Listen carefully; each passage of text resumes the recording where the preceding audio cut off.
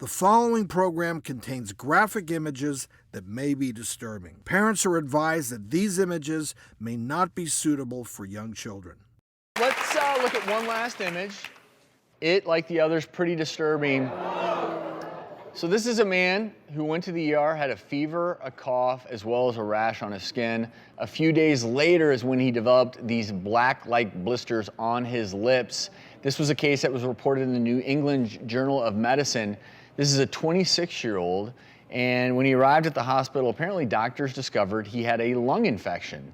And it was a Mycoplasma pneumoniae. That's the type of bacteria causing the lung infection, and that's when he developed these sores, but they were apparently also down there. Yeah.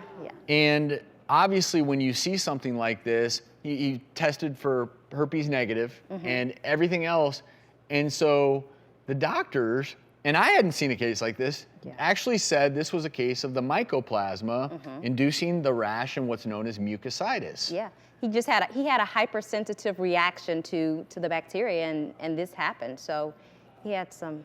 It's not common. It's not, common. And there are things in medicine.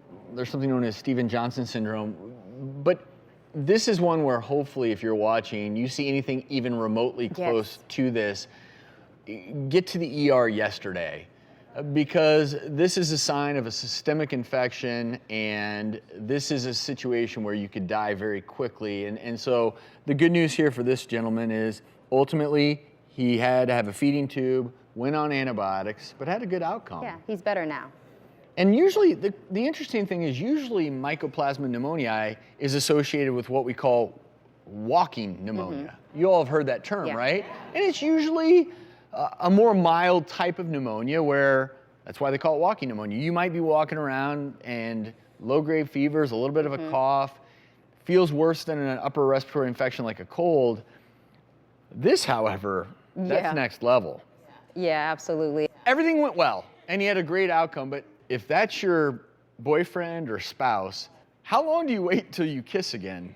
Because you have to admit, in the back of your mind, there is a part of you that wonders. Well, and it's just psychologically, even when it looks better in your mind, you're still remembering that. But that's when. And this was a hypersensitivity reaction. This isn't like a herpes blister where if you come in direct contact with a herpes blister, you might very well pick up the virus. Well, if it's your spouse, I mean, your love runs so deep, Travis, that you just do it. You just lean in and you make it happen.